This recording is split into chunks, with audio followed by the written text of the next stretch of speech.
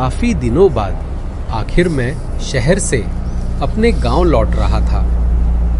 College में कुछ दिनों की छुट्टी पड़ गई थी और मन में जैसे एक सुकून सा था। थोड़ी देर बाद किसी आदमी की जोर से चिल्लाने की आवाज सुनाई दी। धनपुर, धनपुर! आवाज कानों में पड़ते ही एहसास हुआ, अब लगता है गांव बिल्कुल पास आ गया है। थोड़ी देर बाद मैं अपने गांव के बस स्टैंड पर पहुंच गया।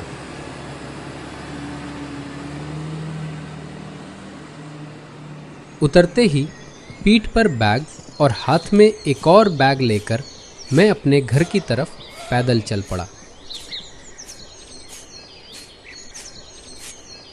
आज 4 महीने बाद मैं गांव आ रहा हूँ।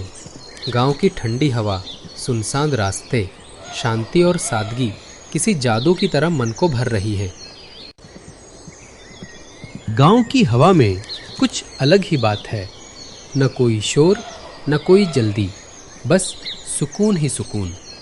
कुछ देर चलने के बाद मैं अपने घर के दरवाजे पर पहुंच गया।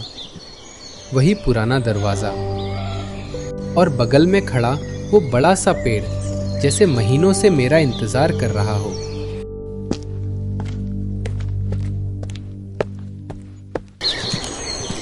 अगले दिन शाम के करीब 3-4 बजे का वक्त था। मैं बिस्तर पर बैठा मोबाइल पर कुछ काम कर रहा था कि तभी माँ और पिताजी कमरे में आए। रवि बेटा, तेरा रामू काका की तबीयत ठीक नहीं है और तू तो जानता ही है वे अपने घर में बिल्कुल अकेले हैं, इसलिए हम 3-4 दिन के लिए उनके घर जा रहे हैं। तू अच्छे से रहना और अपना ध्यान रखना। हाँ माँ, आप लोग चिंता मत करना। और टाइम पर खाना खाना, रात को देर तक जागना मत। फिर माँ और पिताजी अपने रिश्तेदार के घर जाने के लिए निकल पड़ते हैं। कुछ देर बाद गांव में इंटरनेट की बहुत समस्या है। चलो किसी तरह काम तो पूरा हुआ। अरे शाम के 7 बज गए। काम करते करते समय का पता ही नहीं चला। गांव की चारों ओर थोड़ा ठंडी हवा खाकर आता हूँ। गांव के रास्तों में इधर उधर टहलते हुए अचानक पानी की बूंदें गिरने लगी। चलो, बरसात का मौसम, ऊपर से शाम का समय, अगर एक अदरक वाली कड़क चाय मिल जाए तो मज़ा आ जाएगा। अचानक बारिश और तेज़ हो गई और मैं भागते हुए एक चाय की दुकान पर पहुंच गया। दुकान के सामने पहुंचते ही मुझे एक पुराना दोस्त मिल जाता है। अरे राजू, कैसा है दोस्त? तुझसे बहुत दिन बाद मिल रहा हूँ। अरे रवि, तू शहर से कब आया? मैं तो कल ही आया हूँ। और बता, क्या खबर? अरे काका, रवि के लिए एक चाय देना। सच कहूँ रवि, वो दिन बहुत याद आते हैं जब हम बेफिक्र होकर गांव की गलियों में घूमते थे। अब देख, तू पढ़ाई में शहर चला गया और मैं काम की भागदौड़ में उलझ गया। लेकिन आज तो किस्मत ने थोड़ा वक्त दिया है। चलना यार, कहीं बाहर चलते हैं, थोड़ी पुरानी यादें ताज़ा करते हैं, जैसे पुराने दिनों में करते थे। बातें करते करते कुछ समय बाद, राजू चल हम लोग कहीं दूर घूमने चलते हैं, पर इस बार पैदल ही चलेंगे। जंगल और सुनसान रास्तों से होकर किसी पुराने वीरान महल में रात बिताएंगे और अगली सुबह लौट आएंगे। पर रवि, बिना जाने किसी अनजान घर में रात गुजारना सही रहेगा? अगर वो जगह सच में खतरनाक निकली तो? राजू, मुझे भी नहीं पता वो कौन सा महल होगा, लेकिन कुछ अलग सा अनुभव जरूर होगा। यही तो असली रोमांच है। चल फिर, कल निकलते हैं। मैं इस टूर पर जाने के लिए काफ़ी उत्साहित हो जाता हूँ। इस उम्र में इस तरह का उत्साह काफ़ी आम बात है।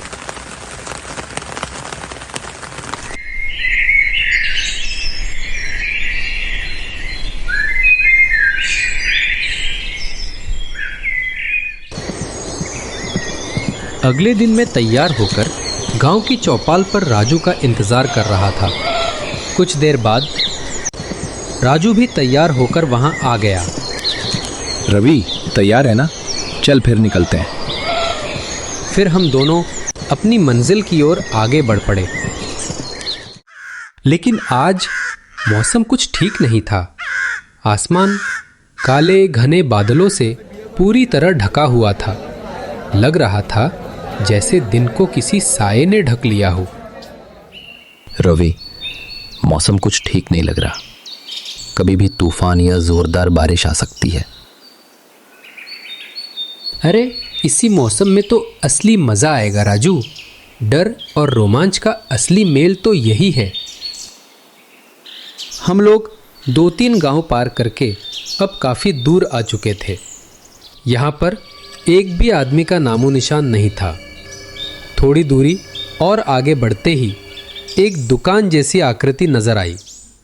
पास जाकर देखा तो वहाँ एक बुज़ुर्ग आदमी चाय वगैरह बेच रहा था। राजू, इतनी सुनसान जगह पर चाय की दुकान? चल, कुछ तो मिला। अरे काका, 2 चाय देना। पहली बार बुलाने पर वह आदमी हम लोगों का कोई जवाब नहीं दिया। हमें लगा शायद वह सुन नहीं पाता होगा। तभी राजू जोर से बोला, अरे ओ काका, 2 चाय देना। हाँ हाँ, रुकिए ज़रा, चाय बनी रही है।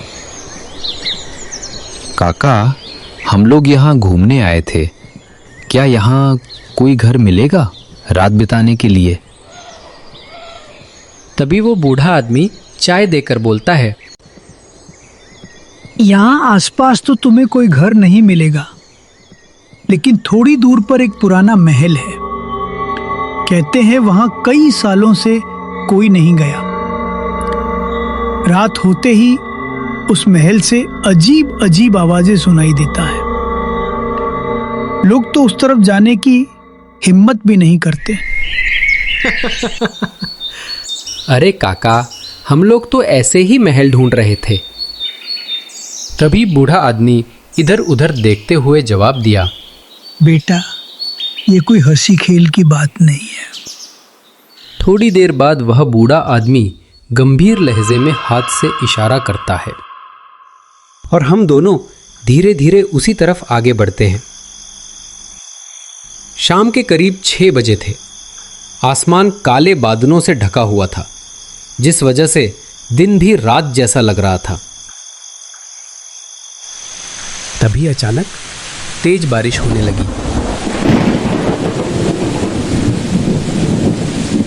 हम दोनों ही तेज भागकर महल के अंदर चले गए।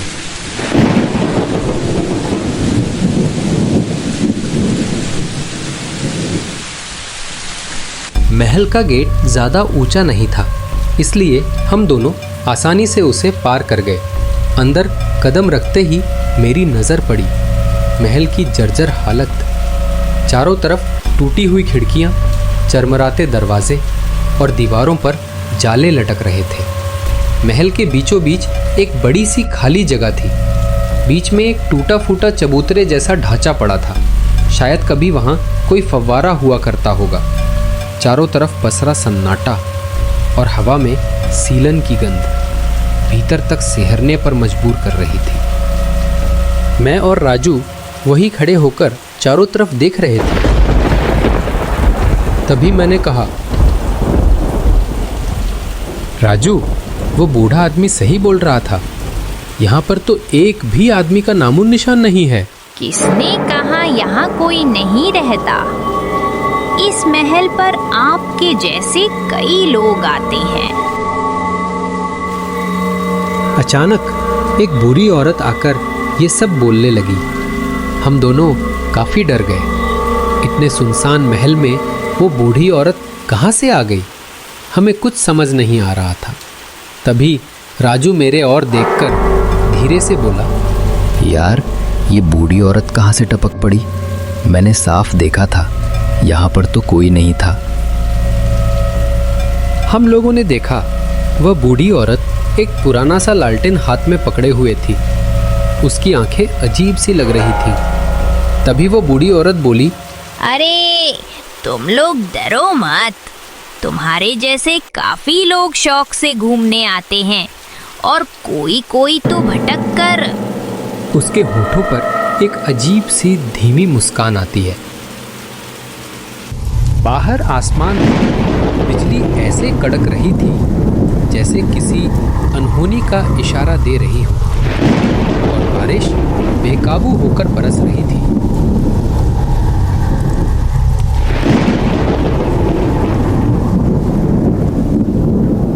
ऊपर का एक कमरा साफ है, आप लोग वहीं चले जाओ। पाँव हाथ धोने के लिए ऊपर पानी रखा है।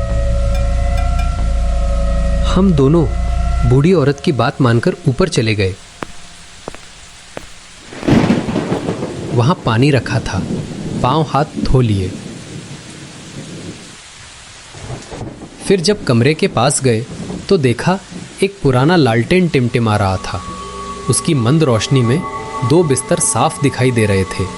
एक पुराना और बड़ा सा शीशा था और पास में एक टेबल जिस पर वही लालटेन रखा हुआ था। थकान के कारण हम दोनों जाकर अपने अपने बिस्तर पर बैठ गए। कुछ ही देर बाद वो बूढ़ी औरत धीरे धीरे सीढ़ियां चढ़ती हुई ऊपर आई। थक गए होगे ना बेटा, थोड़ा रुको, तुम्हारे लिए खाना लेकर आती हूँ। ये बोलकर वो बूढ़ी औरत वहां से चली गई। कुछ देर बाद मुझे कई लोगों के चलने की धीमी धीमी आवाजें सुनाई देने लगी। साथ ही घुंघरू की हल्की सी झंकार भी गूंजने लगी। ये आवाज सुनकर मैं धीरे से दरवाजा की ओर बढ़ा और बाहर झांक कर देखा। वहां उस बूढ़ी औरत के पीछे 2 औरतें और एक आदमी दिख रहे। मैं ये सब देखकर काफी हैरान रह गया। इतने सुनसान महल में इतने सारे लोग मौजूद हैं, ये यकीन करना मुश्किल था।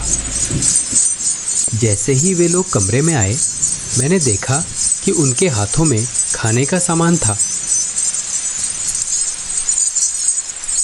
धीरे धीरे उन्होंने वो सब सामान बड़े टेबल पर रखा और जाते समय उनके पैरों में लगे घुंघरू की आवाज पूरे महल में गूंज रही थी।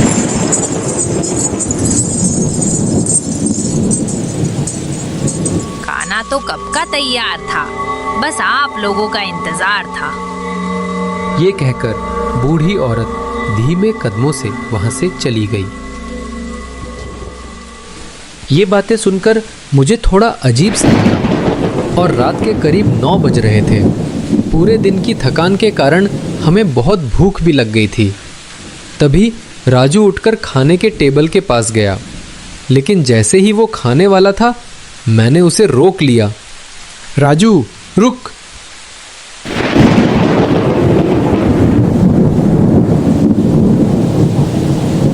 एक बात गौर किया, इस महल में इतने सारे लोग रहते हैं पर कोई बातचीत नहीं, कोई रोशनी नहीं और खाने से एक अजीब सी बासी महक आ रही है।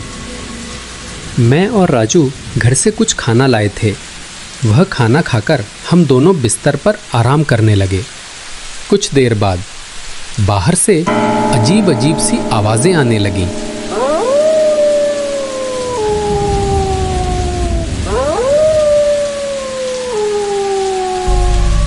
मैं धीरे धीरे उठकर दरवाजे की ओर गया, यह देखने के लिए कि वो आवाजें आखिर किस चीज की थीं। बाहर का दृश्य देखकर मेरा शरीर सुन पड़ गया।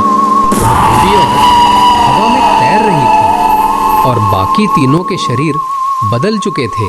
उनका सड़ा हुआ भयावह चेहरा मेरी आंखों के सामने था। सड़े मांस की दुर्गंध नाक में समा रही थी। ये सब देखकर मैं डर के मारे दौड़कर राजू को बुलाने गया। राजू जल्दी बाहर चल। राजू भी बाहर आकर ये सब देखकर काफी डर गया। रवि जल्दी सामान ले और भाग। हम दोनों ने घबराते हुए अपना अपना बैग उठाया और दरवाजे की तरफ भागे। जैसे ही दरवाज़ा खोलने की कोशिश की, लगा मानो बाहर से कोई अदृश्य ताकत उसे जोर से खींचकर बंद रखे है। भाई, शायद हम लोग किसी शैतान या प्रेत की चंगुल में फंस गए हैं। भाई लगता है अब नहीं बचेंगे। ये घूमने आना हमें भारी पड़ गया। राजू, एकदम डरना मत, यहाँ से निकलने का कोई तो रास्ता होगा। लालटेन की रोशनी धीरे धीरे कम हो रही थी और मोबाइल की बैटरी भी खत्म हो गई थी। हम दोनों ही अंधेरे में इधर उधर रास्ता ढूंढ रहे थे और कुछ ठीक से दिखाई नहीं दे रहा था। मैं उस बड़े सा शीशे के पास खड़ा था और मुझे महसूस हुआ कि कहीं से ठंडी हवा आ रही है। राजू, इधर आ।